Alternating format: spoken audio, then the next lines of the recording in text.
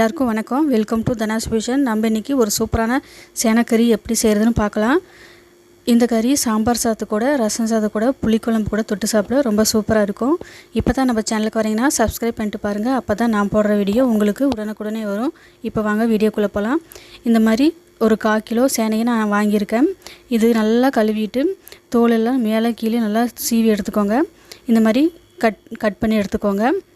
இப்போ இதை கட் பண்ணதை ஒரு பாத்திரத்தில் ட்ரான்ஸ்ஃபர் பண்ணிடலாம். அதில் தண்ணி கொஞ்சம் விட்டுக்கலாம். இது இப்போ நம்ம வேக வைக்க போகிறோம். அதுக்காக இப்போது இதுக்கு உப்பு கொஞ்சம் சேர்த்திக்கலாம். 1/4 டீஸ்பூன் அளவுக்கு மஞ்சத்தூள் கொஞ்சம் சேர்த்திக்கலாம். சேர்த்துட்டு நல்லா கலந்து கொடுத்துட்டு இப்போ ஸ்டவ்வில் வச்சுக்கோங்க. ஸ்டவ்வில் வச்சுட்டு இது மீடியம் ஃப்ளேமில் வச்சுக்கோங்க. இது நல்லா சாஃப்டாக வெந்து வரணும். அந்தளவுக்கு வேக வச்சுக்கலாம். இந்த சேனையை நல்லா கலந்து விட்டுக்கோங்க அப்பப்போ. இப்போது இது வேகிறதுக்குள்ளேயே நம்ம ஒரு மசாலா ரெடி பண்ணிடலாம். மிக்ஸி ஜாரில் 2 டீஸ்பூன் அளவுக்கு தேங்காய் துருவல் போட்டுக்கோங்க. கூடவே ஒரு பட்டை அது 2 கட் பண்ணிவிட்டு இந்த மாதிரி போட்டுக்கோங்க. லவங்கம் 2 பீஸ் போட்டுக்கோங்க. அடுத்ததாக சோம்பு ஒரு 1/2 டேபிள் ஸ்பூன் அளவுக்கு போட்டுக்கோங்க.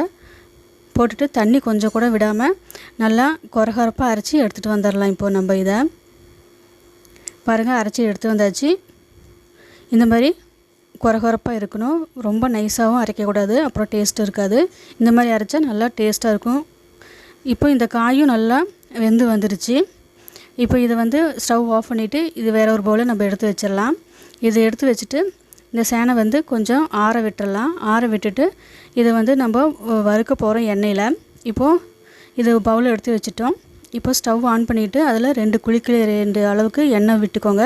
எண்ணெய் சூடானதுக்கப்புறம் நம்ம வேக வச்சுருக்கிற இந்த சேனைக்கிழங்கு இது கூட போட்டுடலாம். இப்படி எல்லா ஒவ்வொரு பீஸாகவும் எடுத்து போட்டுக்கோங்க. இப்படி எல்லா பீஸையும் எடுத்து போட்டுட்டு ஒரு பக்கம் நல்லா வெந்து வர அளவுக்கு 1 நிமிஷம் விட்டுடலாம். விட்டுட்டு அதுக்கப்புறமா இன்னொரு சைடு திருப்பி இப்படி போட்டுக்கலாம்.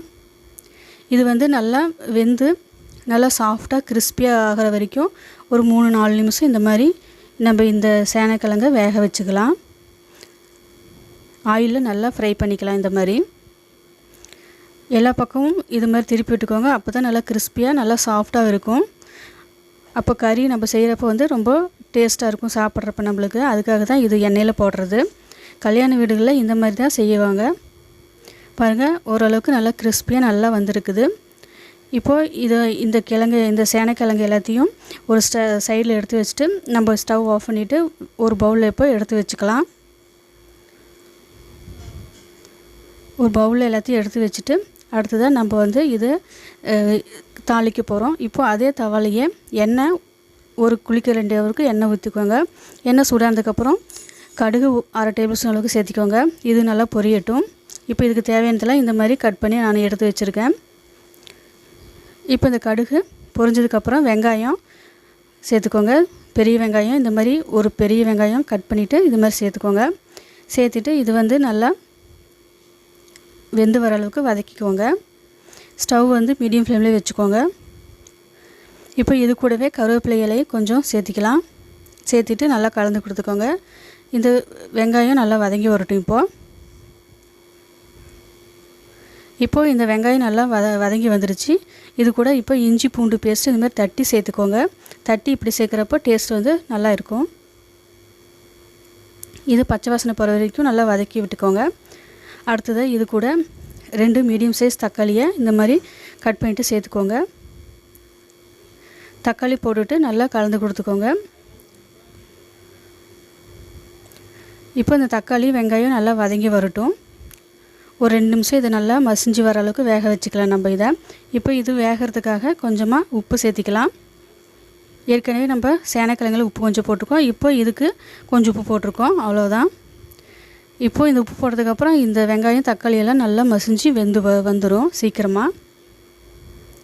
இப்போ பாருங்கள், நல்லா மசிஞ்சு வந்திருக்குது தக்காளியெல்லாம். வெங்காயம் நல்லா வெந்து வந்திருக்குது. இப்போ மசாலையெல்லாம் நம்ம சேர்த்திக்கலாம். மசாலா தனி மிளகாய்த்தூள் 1 டேபிள் ஸ்பூன் அளவுக்கு சேர்த்திக்கோங்க. கொத்தமல்லி தூள் 1 டேபிள் ஸ்பூன் அளவுக்கு சேர்த்திக்கலாங்க. சேர்த்திட்டு நல்லா கலந்து கொடுத்துக்கோங்க. இது லோ ஃப்ளேமில் வச்சுட்டு நல்லா 1 நிமிஷம் நல்லா வதக்கிக்கோங்க. இந்த மசாலாவும் வெங்காயம் தக்காளி எல்லாம் ஒன்று சேர்ந்து வர மாதிரி. இப்போ இந்த அளவுக்கு எண்ணெய் கொஞ்சம் பிரிஞ்சு வந்ததுக்கப்புறம் நம்ம ஆயிலில் ஃப்ரை பண்ணி வச்சுருக்கிற சேனக்கிழங்கை இப்போது இது கூட சேர்த்திக்கலாம்.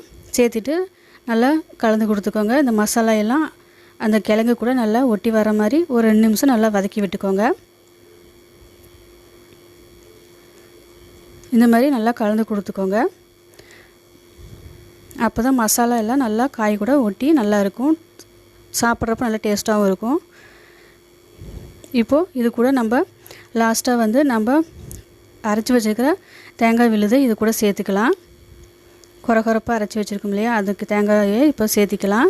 தேங்காய் மசாலா எல்லாம் சேர்த்திட்டு நல்லா மீடியம் ஃப்ளேம்லேயே வச்சு நல்லா ஒரு 2 நிமிஷம் நல்லா வதக்கி கொடுங்க. அதோட பச்சை வாசனை போய் கிழங்கு மசாலா எல்லாம் ஒன்று சேர்ந்து வர்ற வரைக்கும் நம்ம நல்லா வதக்கி விட்டுக்கலாம். இப்போ பாருங்கள், சூப்பராக நம்மளுக்கு சேனக்கிழங்கு ரெடி ஆயிடுச்சு. கடைசியாக கொத்தமல்லி இலையை தூவிட்டு ஸ்டவ் ஆஃப் பண்ணிடலாம். இப்போ வந்து வேற ஒரு பவுலில் நம்ம ட்ரான்ஸ்ஃபர் பண்ணி எடுத்து வச்சுக்கலாம். இதே மாதிரி நீங்களும் செஞ்சு பாருங்கள். செஞ்சு பார்த்துட்டு டேஸ்ட் எப்படி இருக்குன்னு சொல்லுங்கள். தேங்க்யூ ஃபார் வாட்சிங்.